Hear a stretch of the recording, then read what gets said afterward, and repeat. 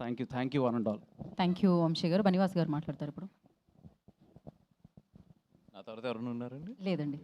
అయితే టైం ఉందండి. First of all thank you to the Telugu audience. ఒక మంచి సినిమా, ఒక మంచి కంటెంట్తో వస్తే మీరు ఎప్పుడు ఆదరిస్తారు. ఇది ఎందుకంటే ఇది ఓపెనింగ్స్ విపరీతంగా వచ్చే సినిమా కాదు అనేది అందరికీ తెలిసిన విషయమే. మా అందరికీ కూడా we are waiting from the morning show ఎట్లా ఉంటుంది, మ్యాట్నీలు ఎట్లా ఉంటాయి, ఫస్ట్ షోలు ఎట్లా ఉంటాయి అంటే సెకండ్ షోస్ ఎట్లా ఉంటాయని. ఇందాకే బుక్ బై షో ఓపెన్ చేసుకుని ఈ యాప్స్ అన్నీ ఓపెన్ చేసుకుని చూస్తుంటే 70% ఆఫ్ ద స్క్రీన్స్ ఆరెంజ్లో ఉన్నాయి. Thank you so much for Telugu audience. అంటే ఇంత మంచి లవ్ ఇచ్చినందుకు. ఎస్పెషల్లీ కొన్ని సినిమాలు మనల్ని చాలా ఆలోచింపు చేస్తాయి, అన్నీ కూడా ఇక్కడ మిగులుతాయి. కొన్ని సినిమాలు మనం చాలా ఆనందంగా హ్యాపీగా బయటకు వస్తాం. అంటే చాలా ఫ్యామిలీలతో వెళ్ళి, చాలా పిల్లలతో వెళ్ళి, చాలా నవ్వుకుంటూ బయటకు వస్తాం. అన్నీ కూడా మన పెదాల మీద చిరునవ్వు దగ్గర ఉంటాయి. కొన్ని సినిమాలు మాత్రం మన గుండెల్లో ఉండిపోతాయి. ఇట్లాంటిది ఈ సినిమా రాజు వెడ్స్ రాంబాయ్. అంత మంచి సినిమా ఇది. ఎంత మంచి సినిమా అంటే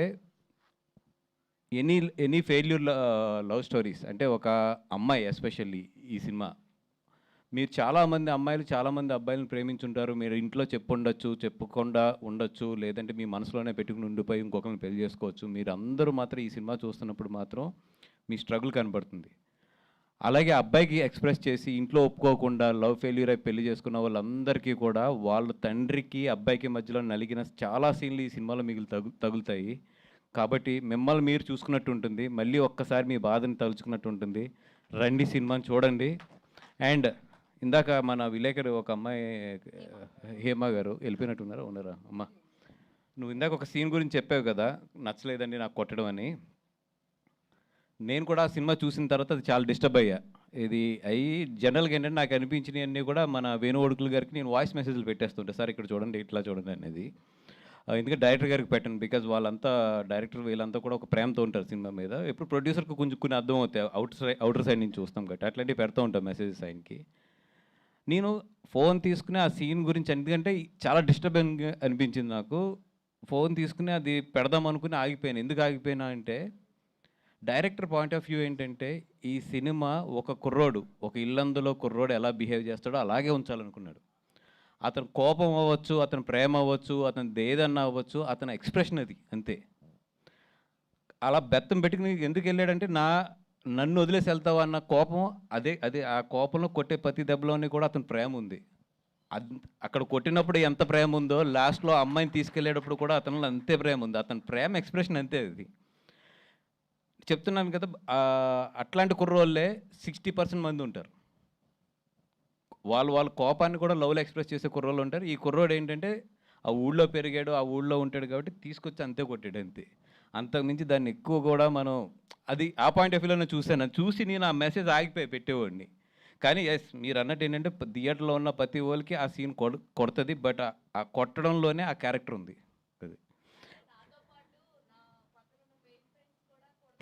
అనేది వస్తుంది. బట్ అదే క్యారెక్టర్. అది అక్కడ డైరెక్టర్ని కనుక మనం అర్థం చేసుకోలేదంటే నాకు తెలుసు అది చాలా సినిమాల్లో ఎడిటింగ్ రూమ్లో అది ఎగిరిపోతుంది సీన్ అది.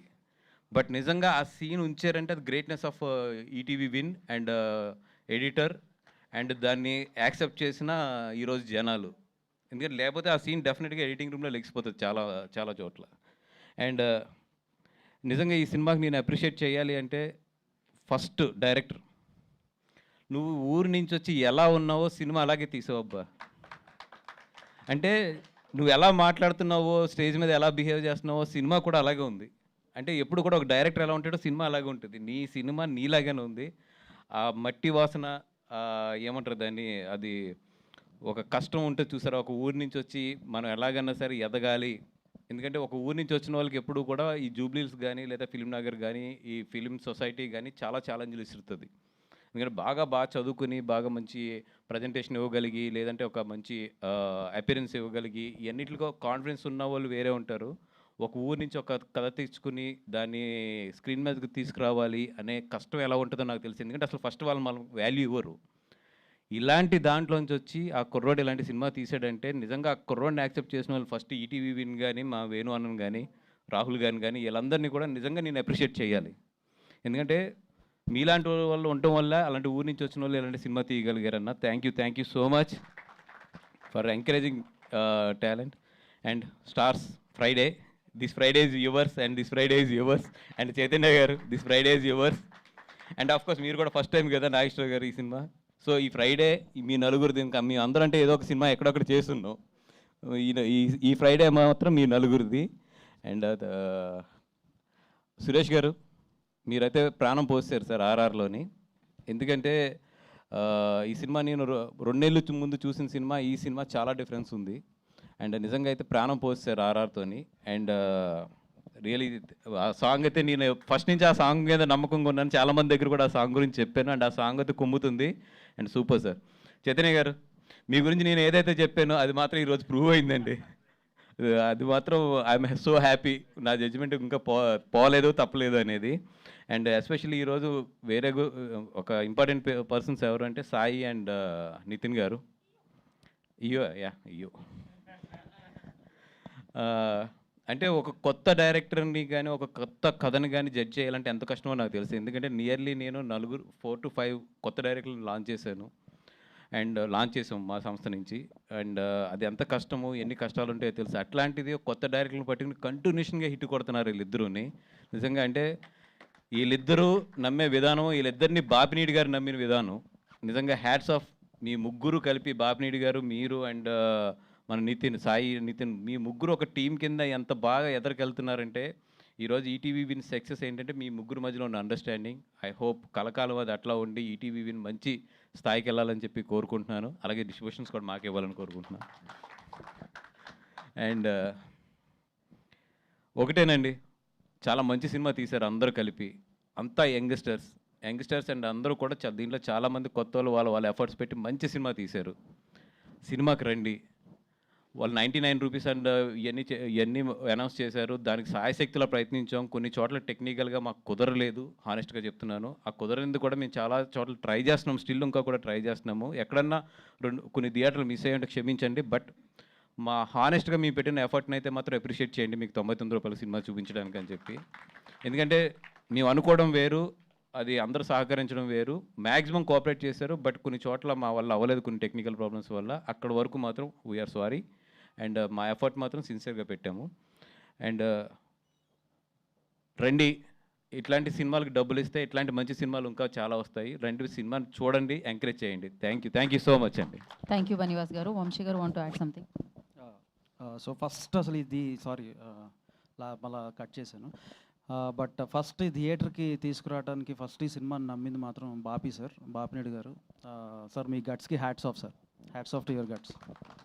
అండ్ ఇద్దరిని కాపాడారు ప్రేక్షకులు అయితే. ఒకటి బోస్ని కాపాడారు, ఎందుకంటే అమీర్పేట్ ఛాలెంజ్ ఏందేను నేను లేనా ఫంక్షన్లోనే అమీర్పేట్ ఛాలెంజ్ నేనే స్లిప్ అవుతాను దారుణంగా స్టేజ్ల మీద. దానికి నువ్వు నాకు బకెట్ ఛాలెంజ్, ఐస్ ఛాలెంజ్లు అన్నీ అయిపోయినాయి. ఇప్పుడు Ameerpet challenge. So Ameerpet challenge నుంచి బోస్ని కాపాడారు. సినిమాలు మళ్ళీ పక్కన పెట్టేస్తాను అన్నందుకు నన్ను కాపాడారు. నువ్వు కూడా వేసావా?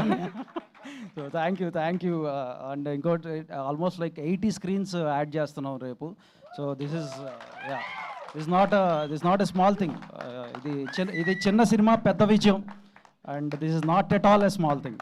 Thank you audience. మార్నింగ్ మధ్యాహ్నం 2 o'clock తర్వాత నుంచి ఇప్పుడు వరకు 32 షోస్ యాడ్ చేసామండి సిటీలోని.